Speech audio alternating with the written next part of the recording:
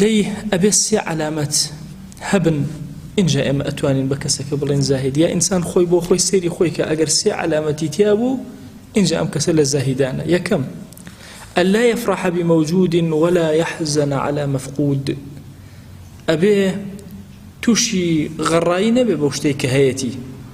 فەرح لێرەمە بەس لە فەرحی دڵ نییە، هەموو ئینسانێک پێ خۆشە شتێکی هەبێ، نە تووشی گومڕایی نەبێ کاتێکەوە شتێک یەتە بەردەستی خوا نعمەتێکت ئەداتێ خۆت لێ نەگۆڕێ، طبیعی بەلاتەوە سادە سێریکە وە غەم مەخۆ بۆ ئەو شتێک کە مەوجود نییە و مەفقودە و لای تۆ نییە، شتێکت نییە غەمی بۆ مەخۆ لێ گەڕێ، دیارە ئەمە قسمەتەکەی تۆیە ئەمەندە، ئەمەش کە هەتە خۆتە لێ نەگۆڕێ. مامۆستای خاڵ لە ناڵەی دەروونە شتێکیە بە ناوی کەس و ناکەس، یەکێک لە بابەتەکان کەس و ناکەس، مرد و نامرد.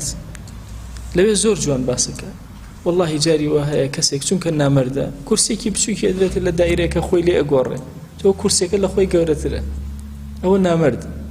کەسی مرد کورسی چییە، سوڵتە چییە، دەسەڵات چییە، پارە چییە خۆی لێ بگۆڕێ. ئەفەرمێ مەسەلێکی کوردی هەیە مامۆستای خاڵ، ئەفەرمێ مەسەلێک هەیە لە کوردی ئەڵێن هەتا نیەتی وەک کەر ئەزەڕێ هەتا هەیەتی وەک سەگ ئەوەڕێ. طبعا ئەم مەسەلە کوردیە مەسەلێکی زۆر جوانە. ئینسانی نامرد کاتێککە هەیەتی خۆی لێ ئەگۆڕێ، کاتێککە نیشێتی دنیای لێتەوەیەک بە هەردوو بارەکە سوبحان الله. بۆیە هەریەکێک لە ئێمە زۆر زەڕورە ئەگەی لەم علامەتە بێ کە ئەڵێن فەرحی نەبێ بەو شتێککە هەیەتی، بەزۆی دڵخۆش نەبێ، وەڵڵا هەمومان بە نعمەتەکان دڵخۆشین، ئیتر سەواء نعمەتی ماڵە، مناڵە، پارە و سەرەت و سامانە، مەنسەبە، هەر شتێک هەیە، جوانی و جەماڵە، شەهاداتە، هەرچی خوا پێ عەتا کردووی، خۆتی پێ بە گەورە مەزانە، خۆتی پێ گەورە مەکە. ئینسانی موسڵمان ئیمان لە هەموو ئەو شتانە گەورەترە. وەرە ئیمان لەگەڵ پارە کۆکەرەوە، تخوا کامیان هەڵەبژێری تۆ؟ پارە چیە لە بەرامبەر ئیمانە؟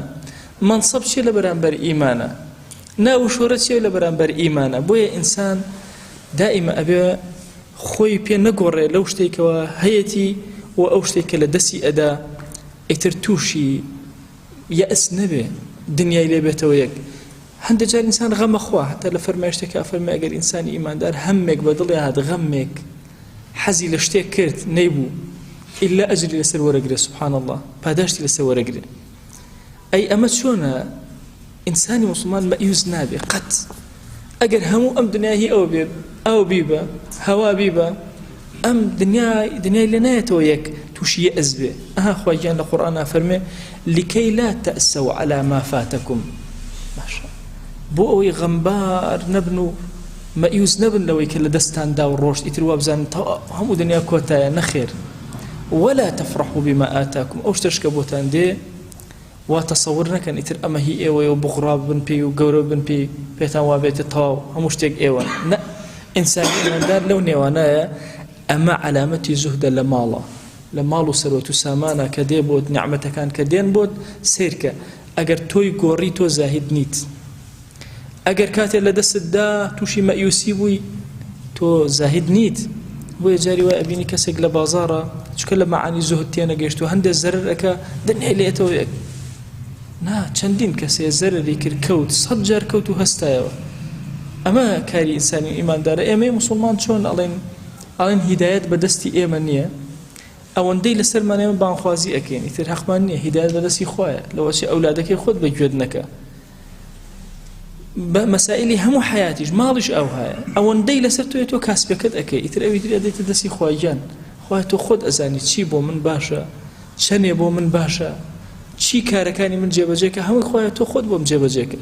أما يكم علامة زهدك إنسان إيمان دسي أكي لمسألة زهدي مالا أو علامته زور قوري كمالك لنا ضد سيابي لنا ضليا نبي دوهم أن يستوي عنده ذمه ومادحه.